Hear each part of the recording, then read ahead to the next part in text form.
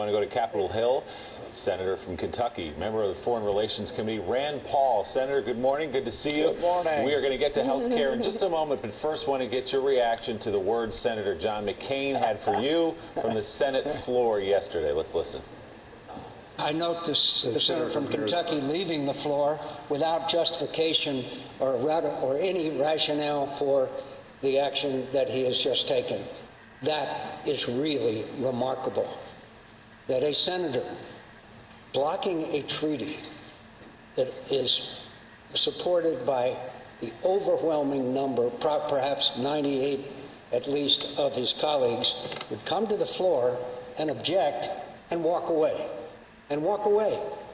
The only conclusion you can draw when he walks away is he has no argument to be made. He has no justification for his objection to having a small nation be part of NATO that is under assault from the Russians. So I repeat again, the senator from Kentucky is now working for Vladimir Putin. So, Senator, a little context around that. The vote was around putting Montenegro into NATO. What's your reaction to Senator McCain's characterization of your objection? Well, you know, I think he makes a really, really strong case, for term limits. I think maybe he's past his prime. I think maybe he's gotten a little bit unhinged. I do think that when we talk about NATO, there can be a rational discussion about the pros and cons of expanding it. We currently have troops, combat troops, in about 6 nations. We have troops actively just stationed in probably a couple dozen others. We have a $20 trillion debt. And one of my favorite articles of the last couple of years was one that talked about the angry McCains.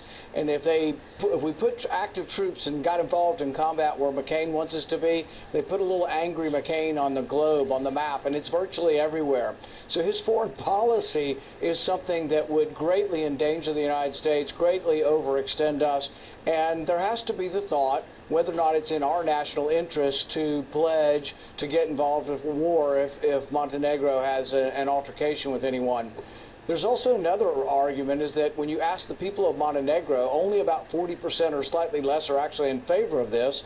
They are close to Russia. They're close to being sort of like Ukraine in the transition from Europe to Asia.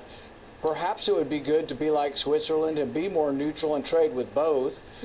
So there's a lot of considerations, but to call someone somehow an enemy of the state or a traitor might be considered by most reasonable people to be a little over the top. Well, Senator,